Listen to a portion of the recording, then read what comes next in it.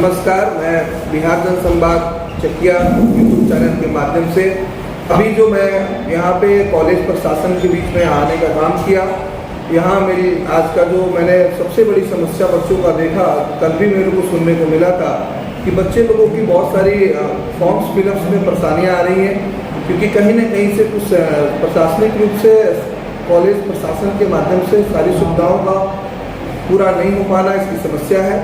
तो मैं इस चीज़ के लिए आप लोग के बीच में रूबरू होने के लिए मैं यहाँ कॉलेज में धनंजय जी हैं, मैं धनंजय जी से संवाद करने के लिए आप लोग के बीच में मैं धनंजय जी से कुछ बातें पूछना चाहता हूँ कि वो किस तरीके से इन सारी बच्चों की जो समस्या है, इस समस्या पर उनका क्या कहना है। तो सर्वप्रथम धनंजय सर, आप अपना परिचय दें। मैं doctor Dhananjay Kumar Singh, assistant professor एवं परीक्षा नियंत्रक SRP कॉलेज। आपका बहुत बहुत स्वागत करते हैं हम अपनी तरफ से, कॉलेज प्रशासन की तरफ से। पावेल सिंह, जैसा कि आपका नाम हम जाने बिहार चकिया संवाद से आता है, आपका हम स्वागत करते हैं। यहाँ पर फॉर्म भरने का भी काम चल रहा है। इंटरमीडिएट का नामांकन चल रहा है, BA पार्ट 1 का नामांकन चल रहा है, BA पार्ट 1 का जो परीक्षा प्रपत्र भरा है। इसमें हम सभी बंधु, जो भी टीचर बंधु हैं और जो भी नॉन टीचिंग कर्मचारी, सभी मिलकर जो है लगातार दिन रात इसमें काम करे हुए लगे हुए हैं। इसमें थोड़ी बहुत परेशानी तो अभी तक जैसा कि हमको सुनने को नहीं मिला है। लगातार हम लोग काम कर रहे हैं, एक भी परेशानी, एक भी हंगामा अभी तक नहीं हुआ है। हम लोग शांतिपूर्ण तरीके से काम कर रहे हैं। यहाँ पे होता है कि ग्रामीण क्षेत्र के स्टूडेंट हैं, आते हैं, ठीक है, वो चाहते हैं कि आए और तुरंत काम हो, वो पेशेंस उनमें नहीं है।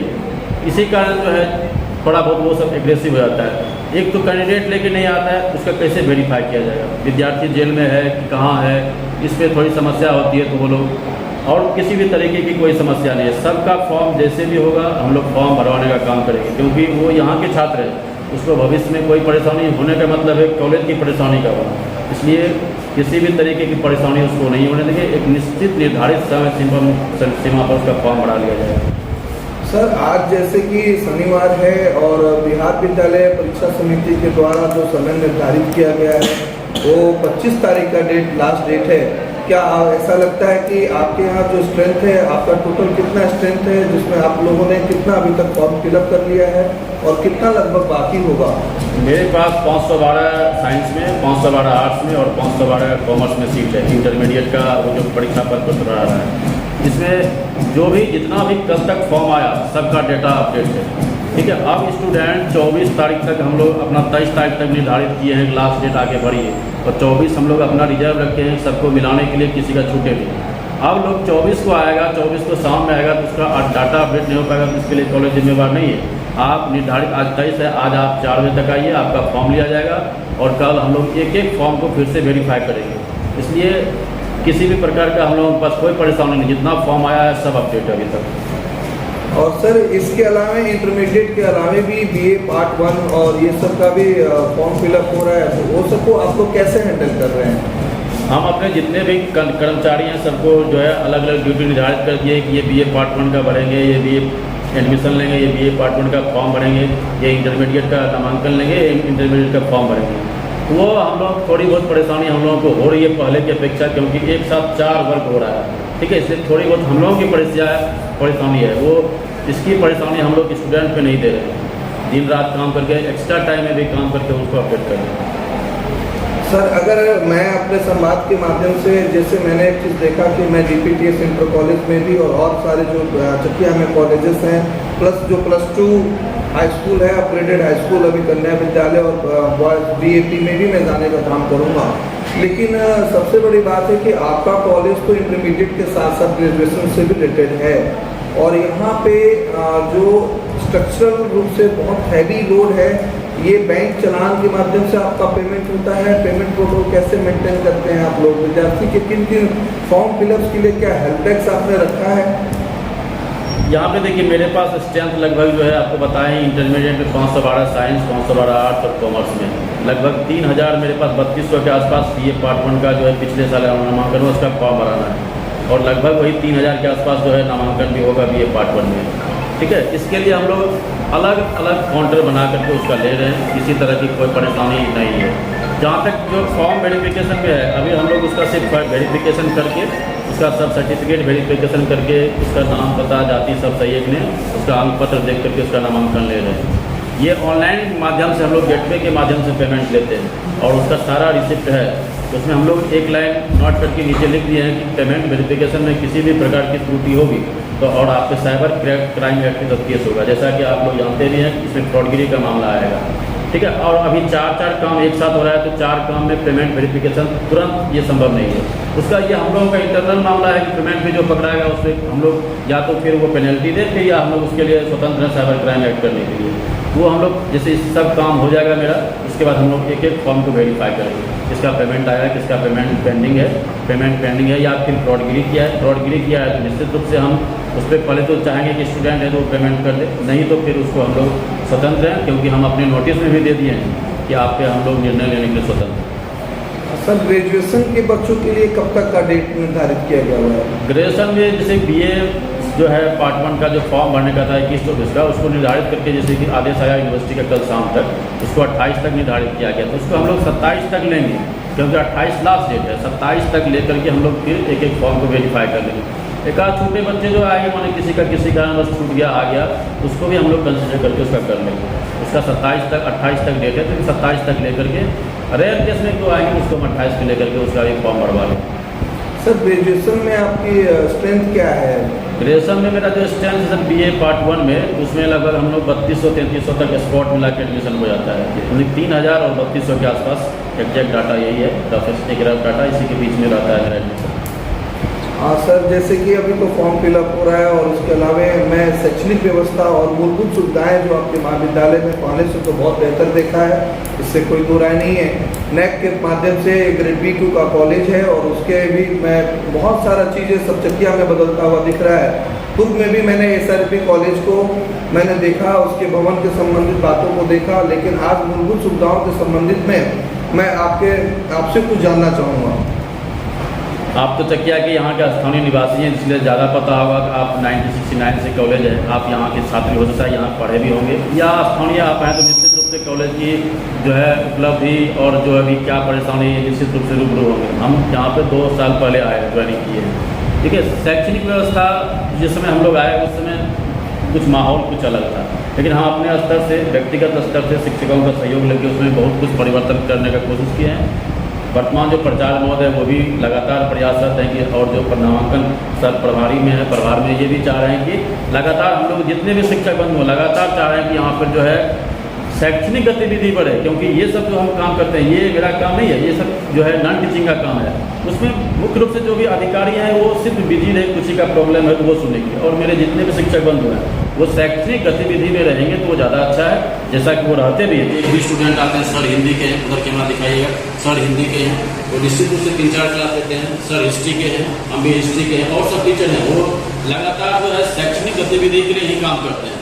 हम ये भी चाहते हैं कि शैक्षणिक गतिविधि ही बढ़े, क्योंकि हम इससे पहले पटना यूनिवर्सिटी में गेस्ट फैकल्टी थे, वहाँ से हम लोग यहाँ आए हैं। निश्चित रूप से DPSC ने चुन के भेजा है, हम लोगों को पढ़ाने के लिए भेजा है, और मेरी पहचान सिर्फ पढ़ाने से ही होगी, ये फॉर्म वेरिफिकेशन से मेरी पहचान नहीं है, ठीक, क्योंकि उससे जो स्टूडेंट सीखेंगे भविष्य में उनके काम आएगा। हम चाहते हैं जैसे हम बने हैं, हम ही 2-4 लोगों को बना करके यहाँ से जाए, ताकि वो जो है जिंदगी भर नाम ले, यहाँ के शिक्षक कुछ पढ़ा के गए। सब में एक से एक योग्य शिक्षक है।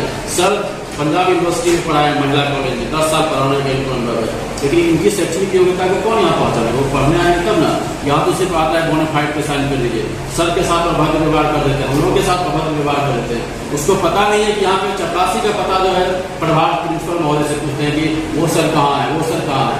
इसलिए ये कल्चर यहाँ का है, और यहाँ पे देखिए ये लंबे समय से कल्चर डेवलप हो गया है कि यहाँ पे सिर्फ वेरिफिकेशन होता है, फॉर्म भरना है। इसलिए हम आपके माध्यम से भी अपने जितने भी मीडिया चैनल हैं उनको भी बोले आप जो है इस पर लिखिए, ठीक है, इस पर लिखिए, इस पर मैसेज दीजिए ग्रामीण क्षेत्र के स्टूडेंट को। आज हम चकिया में सुबह टहलते हैं, देखते हैं हजारों विद्यार्थी साइकिल जाते हैं पढ़ने के लिए, जबकि उनकी योग्यता मेरी योग्यता से बिल्कुल कहीं से भी तुलना नहीं की जा सकती है। तो खुद इंटर में पढ़ के इंटर के विद्यार्थी को पढ़ाते हैं, ठीक है। हम चाहते हैं कि वो सब विद्यार्थी यहाँ आए पढ़े, ठीक है। यदि हम लोग भविष्य में वो लोग यहाँ नहीं आएगा तो हम लोग आगे भविष्य में सोचेंगे बाहर में ही वो पढ़ने आए, निःशुल्क उसको हम लोग पढ़ाएंगे, ठीक है। उसमें भी जरूरत पड़ेगी तो आप उसमें सहयोग कीजिएगा हम लोग। निश्चित रूप से मेरा मकसद भी बिहार जनसंवाद चकिया का ये पूर्ण रूप मेरा मकसद है। मेरा इंट्रोडक्शन भी मैंने रखा है, जिसमें मेरी मकसद जो है विद्यार्थियों को एक मूलभूत सुविधाओं के साथ महाविद्यालय में सुचारू रूप से शिक्षा क्योंकि आज हमारे बीच में पंजाब से भी अगर यूनिवर्सिटी से पढ़े हुए और वहाँ के शिक्षा को देने वाले हमारे बीच में प्रोफेसर, असिस्टेंट प्रोफेसर भी मौजूद हैं, तो हमें इनकी सेवाओं को अच्छी तरीके से लेने का काम करना चाहिए। लेकिन किन्हीं कारणों से यह बात सत्य है, जो भी मैं भी महसूस करता हूँ कि जागृति की जरूरत है। आज कोचिंग जो है महाविद्यालय पर हावी हो चुका है। आज मैं इस चीज़ को महसूस करता हूँ कि बच्चे जो है वो कोचिंग के माहौल में ज़्यादा अपने आप को सुटेबल महसूस करते हैं। इसके पीछे कहीं ना कहीं पूर्व में जो कुछ लचर व्यवस्था थी, जो शैक्षणिक व्यवस्था का एक दोष था, उस चीज़ को हम लोग जरूर दुरुस्त करने का चाहेंगे। मेरा मकसद, मेरे चैनल का मकसद भी यही है कि मैं धनंजय सर आपसे फिर से दोबारा एक बार फिर आना चाहूँगा, आपके प्रचार महोदय से भी मिलूंगा और लोगों के बीच में जागृति देने का जरूर काम करूँगा। स्टूडेंट्स को भी मैं अपने YouTube चैनल को सब्सक्राइब करने के लिए बोलूँगा कि ज़्यादा से ज़्यादा सुविधाएं सही समय पर उनको इन्फॉर्मेशन, क्लासेस की इन्फॉर्मेशन अबाउट द एजुकेशन और सारी चीज़ें जरूर मिलनी चाहिए। आप दोबारा आइए, आप दोबारा नहीं, आपकी जरूरत हमको बार बार पड़ेगी, ठीक है। हम आपका हार्दिक स्वागत करते हैं अपने तरफ से, कॉलेज के पूरे शिक्षक की तरफ से, शिक्षक के कर्मचारी की तरफ से। आपका जो है इस प्रकार की क्रांति यदि आप लाते हैं तो निश्चित रूप से शिक्षक बंधु जितने भी हैं सुना आपके साथ रहेंगे, ठीक है।